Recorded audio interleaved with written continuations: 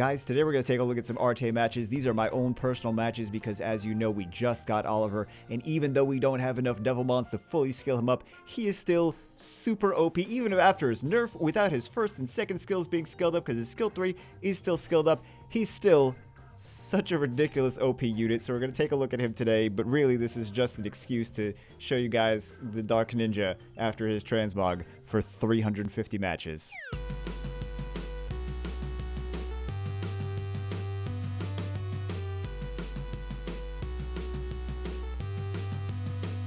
So for this first match, and these ones are out of order because I wanted to show the ones where Oliver didn't get banned first. We just do our normal thing. We do outspeed, strip, and then do some CCs. We'll either do CCs with the Dark Mystic Witch if she makes it through, or we'll do CCs with the Light Monkey if we have the Light Monkey, if we don't have the Light Monkey. I actually thought that I used the same team basically all of yesterday, but apparently I didn't. Apparently I used a whole bunch of different stuff. I used like Tessarion, I used Molly, I used Josephine, I used Juno as well. I was just in my mind, I'm like, I just play with the Dark Ninja all the time, which is 80% of the time true, but I think we got lucky that Verdi heal didn't didn't triple revenge at the first hit, because that usually loses the game for most people that try to run an aggressive team. So against things like this, it's good to pick. Oh, this one's the one where he thinks that Verdi-Heal's actually, he's like, I'm going to win with Verdi-Heal. I'm gonna solo this whole thing. Verdi-Heal's the MVP of the game. And he almost does. Look how much time he counters. He's definitely got to be on triple revenge. Or maybe not, I don't know.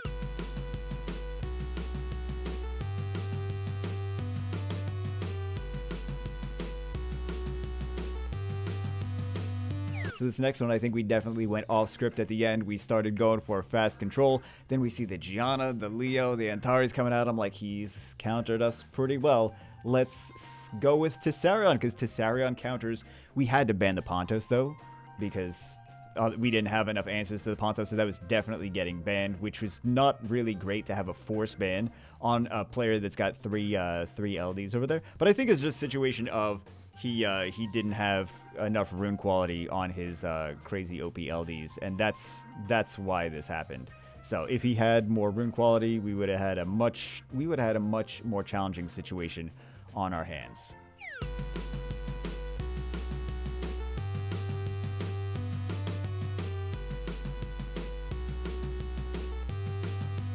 So next battle, the Ashir gets banned. However, we are still going to outspeed with this Dark Robo because he is super, super fast. And we have, well, we actually aren't even using the Han leader skill. We're just using the Oliver leader skill. And we get to see Oliver do really not that much right now because the game is already won.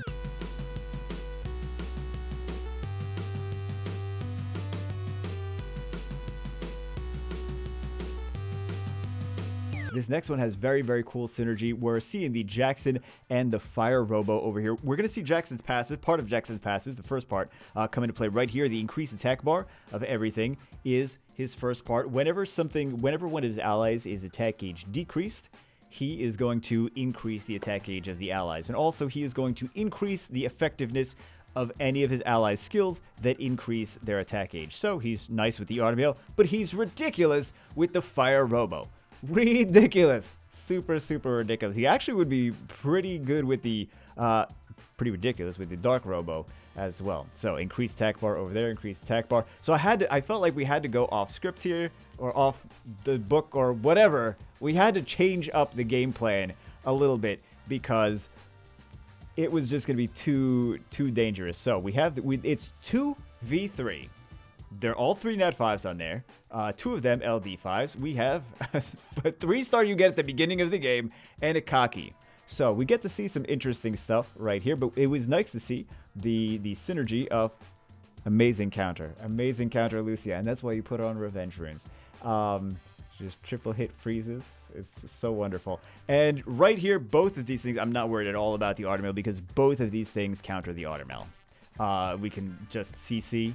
And then we also don't have to worry about critting or not critting with the Kaki. So even if Lucia goes down, the Kaki's just gonna get the Artemail. No two ways around it. Unless the Artemail stuns every single time, which I mean, he could. It's Summoner's Warrior, could, right? So, we're just waiting for an opening, and he does start stunning, and there we go. Blade Slaughter, then GG.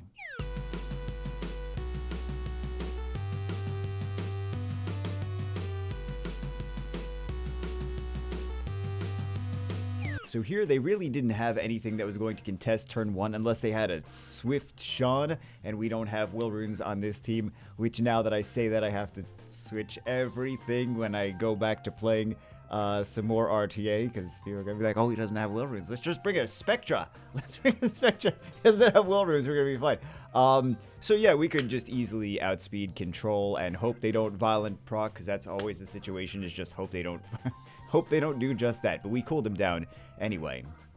So if they don't have anything on Swift to contest our speed lead and our turn advantage on our Control, then there's really not much they can do unless they're just hoping for Violent procs. So I think at this point it is. I think they still keep going, but it's basically game.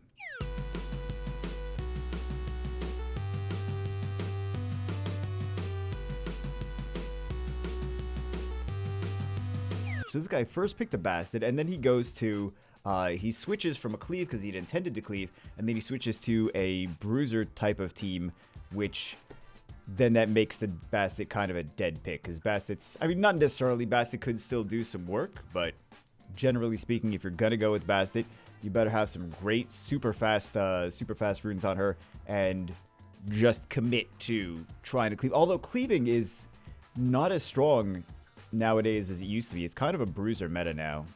There's so much good stuff against Control, there's so much stuff against Cleave. We're kind of in a Bruiser hybrid pick meta.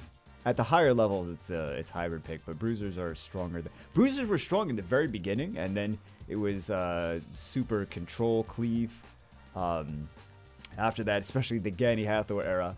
But it's just there's so many good units against there's so many good units for Bruisers that it's just a Bruiser meta. He keeps going for the Light Monkey.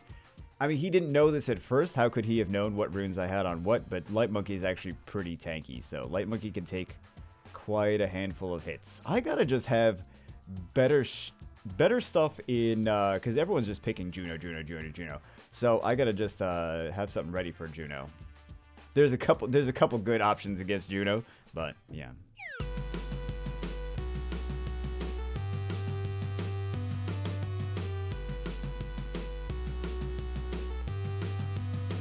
This next one we really don't have to worry about too much. The Diana is really the only threat I see here. As long as we get some strips into CCs, strips into block beneficial effects, we don't have to worry too much about the Werewolf. We don't have to worry too much about the Wusa. We do. The Hurtite is going to eventually, he's going to stack when things die right here. He's going to stack, he's going to steal our stats.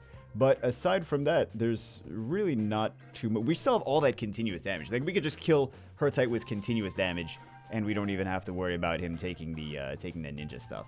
So, he did get the Violent Proc and the Wish of Immortality, but we did still block the beneficial effects. I think we have a strip coming up soon, too. I wanted to at least get that shield off. And then we have this, just in case. We didn't strip the shield and the will.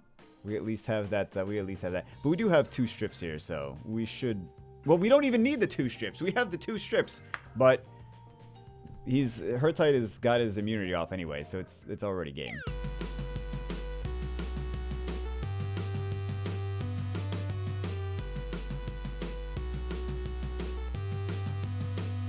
So this is usually a team that I don't use. I usually don't use the Dark Unicorn very much at all. However, it seemed like a fun pick in this situation. Also, we got very lucky over there. However, Moore is still not 100% strip chance. He's still got, you know, he may strip, he may not. He does a lot of multi-hits, so he's got a decent enough chance to strip, but he's still not as reliable. As you can see there, he's still not as reliable as something like Triton or Chiwu, or Tiana would be the number 1. So, although the Dark Robo that we've been using is also not as reliable as something like, you know, of Tiana, of course, because not 100% chance to strip with any of the hits, that we could just get resisted. We could just not activate our strip. So, Dark Unicorn actually doing some pretty nasty Dark Unicorn things here. We have enough sustain that I don't think we have to worry too much about anything. We got the glancing hit on them. We got the attack power break on them. That's basically, I feel that nerfed their entire team so much.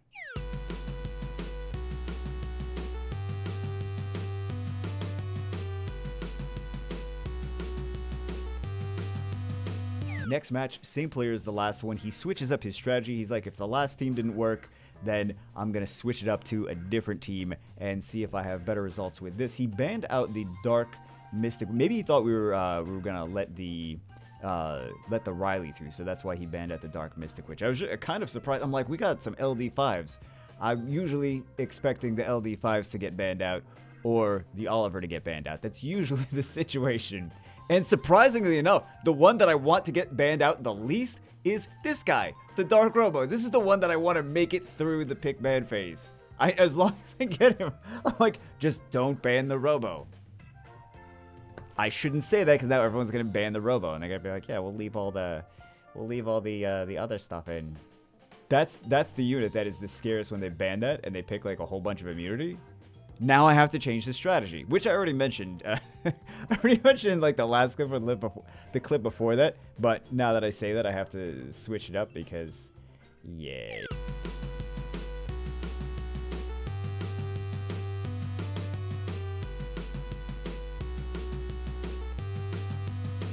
This next one is just a battle of the speed. Whoever takes turn 1 more likely to win. Both of us had 33 speed leads. Both of them got banned out. The Triton was not as fast. The Triton with the 24 speed lead was not as fast as the Han. Not the Han, as the Dark Robo with the Han speed lead. So the Sheer is actually faster than the Dark Robo, but Dark Robo with the speed lead outsped. So that's it for this one. Oliver had a pretty good showing, even though he wasn't even fully skilled up, and his runes are actually lacking efficiency. I was going through, I don't want to go through all the runes, but I was going through the runes, and I'm like, this is not anywhere near as efficient as this needs to be. I think I just didn't want to take things off just in case I wanted to bring something else with him. I was like, let's not take anything off the things that are already runed up over here, and also in storage as not storage. There's so many things. There's so many things ruined up in so many places. Well, I guess there's just 2 places, but there's a lot of other things. I was like, I don't want to take anything off Oliver, but I am going to take some things off to put better runes on him. But anyway, that's it for this one. We'll skill him up. He should be better when he's actually fully skilled. Hope you guys enjoyed it. I will see you as always in the next one.